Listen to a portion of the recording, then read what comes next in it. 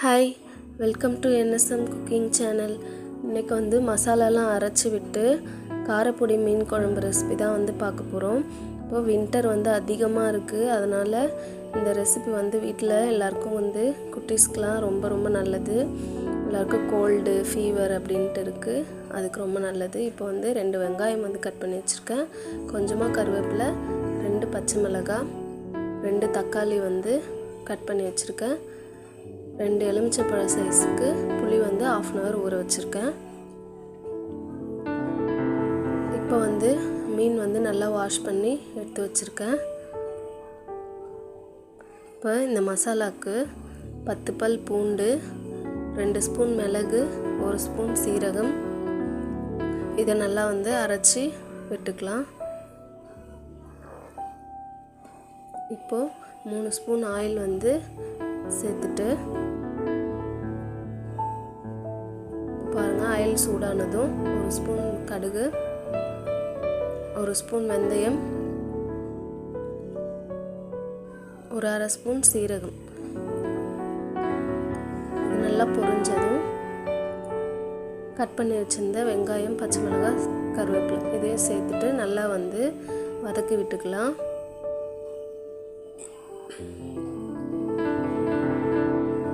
இப்போது 1 ஸ்பூன் வந்து கல்லுப்பு சேர்த்து நல்லா வதக்கி விட்டுக்கலாம்.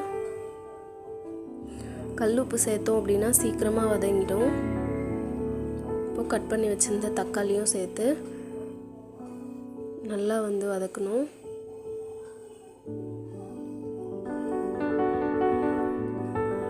பாருங்கள், இந்த அளவுக்கு வந்து நல்லா வதங்கினதும் புளியை வந்து நல்லா கரைச்சி விட்டுக்கலாம்.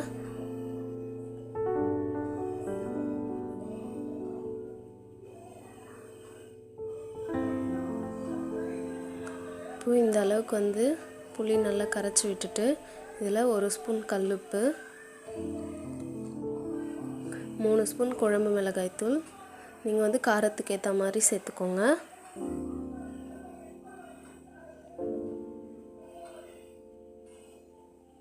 இப்போ 1/2 ஸ்பூன் வந்து மஞ்சள் தூள், இதையும் சேர்த்துட்டு நல்லா கை வச்சு கரைச்சி விட்டுக்கலாம்.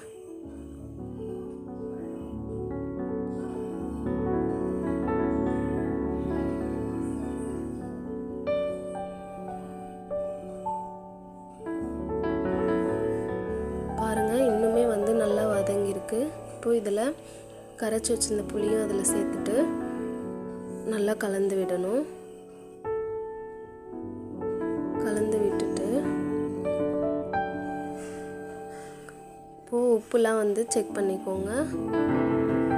எனக்கு இதுவே கரெக்டாக இருந்துச்சு. அவ்வளோதான், மூடி போட்டு மூடி ஒரு 10 மினிட்ஸ் வந்து கொதிக்க விடுங்க.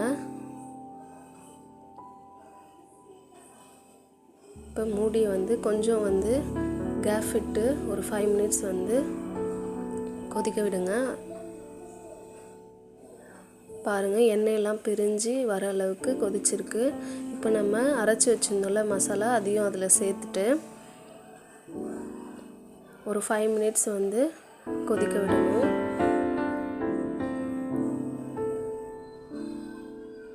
நிறைய வின்டர் வந்து அதிகமாக இருக்குது, அதனால் வந்து எல்லோரும் சேஃபாக இருங்க.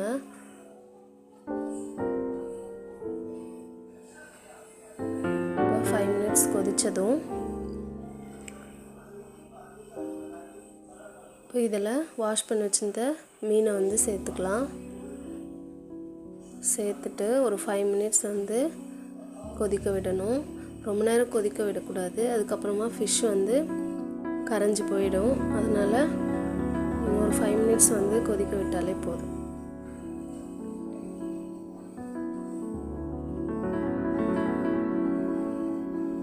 அவ்வளோதான், ஸ்டவ் வந்து ஆஃப் பண்ணிடலாம். அவ்வளோதான், நான் வந்து சாதம், மீன் குழம்பு, எறா வறுவல் இதை வச்சு நான் சர்வ் பண்ணியிருக்கேன்.